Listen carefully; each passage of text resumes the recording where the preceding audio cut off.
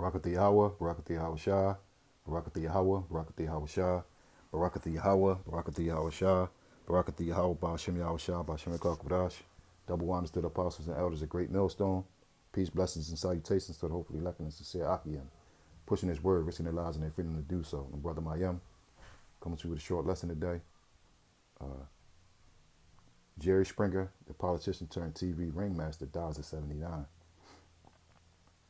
It says, Jerry Springer, the one-time mayor and news anchor, whose namesake TV show featured a three-ring circus of dysfunctional guests willing to bear all, sometimes literally, as they brawled and hurled obscenities before a raucous audience, died Thursday at 79. At its peak, the Jerry Springer Show was a ratings powerhouse and a U.S. Cultural pariah, synonymous with lurid drama, known for the chair-throwing and bleep-filled arguments. The daytime talk show was a favorite among guilty pleasure over its 27-year run, at one point topping Oprah Winfrey Show. Springer called it escapist entertainment, while others saw the show as contributing to a dumbing down decline in American social values. Jerry's ability to connect with people was at the heart of his success, and everything he tried, whether that was politics, broadcasting, or joking with people on the street who wanted a photo or a word, said Gene Galvin, a family spokesperson and friend for Springer since 1970, in a statement. He is irreplaceable, and his loss hurts immensely, but memories of his intellect, heart, and humor will live on. Now this is the rich man who made a show, off of the destitute and low and degrading state that Jake is here in Babylon. And he gave it the ghost today at 79 years old. And they labeled his show escapist entertainment. And the low destitute condition that Jake is in is seen as escapist entertainment. You can escape the reality that you're living in, by watching Jake, just be shown as a degenerate,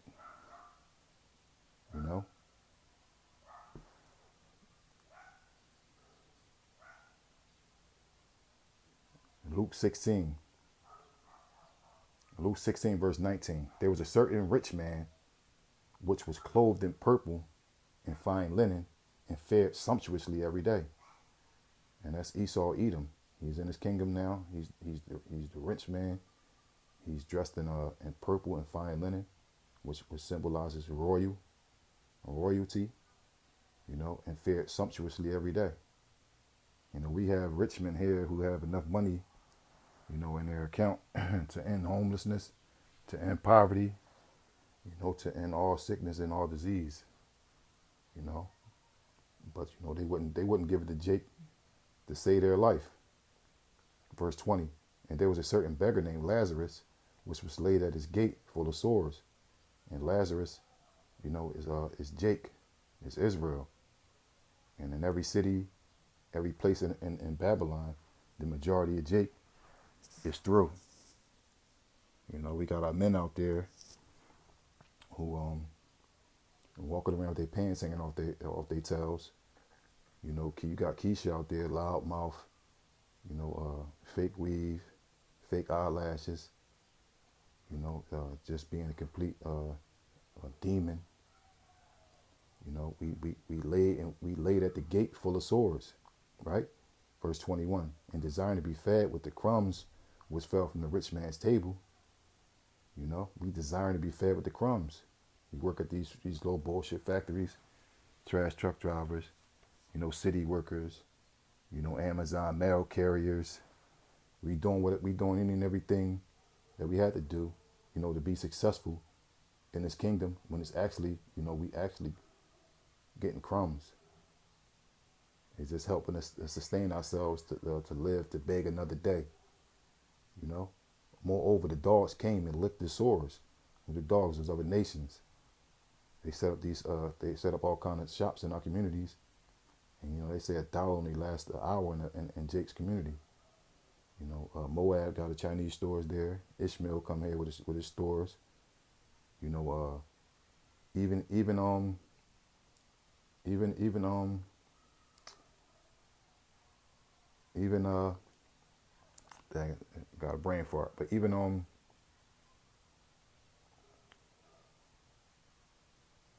the Arabs, you know, they come over here with their stores too now. Their little smoke shops, and put them in Jake community, and take Keisha in the back room and pay her a few dollars to get the pleasure from her. You know, moreover, the dogs came and licked their sores. You know, verse 22, and it came to pass that the beggar died and was carried by the angels into Abraham's bosom. The rich man also died and was buried. And that bosom, Abraham's bosom, represents the kingdom that, you know, Israel is going to inherit real soon. You know, verse 23, and in hell he lifted up his eyes. That hell is the condition that Jake is in right now, and the rich man is going to be in that same condition. In hell he lifted up his eyes, being in torments, and seeing Abraham afar off and Lazarus in his bosom. Seeing Lazarus in a good condition, in the kingdom, looking and living lovely, you know, faring sumptuously every day.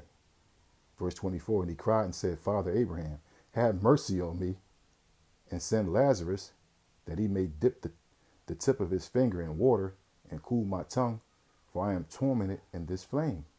You see that? You see how proud Esau is? Instead of seeing Lazarus in a good condition and feeling sorry, you know, for licking his sores and just being a complete demon to Lazarus, he asked Abraham to send his servant Lazarus so he can dip his tongue, basically give him water, basically be a servant.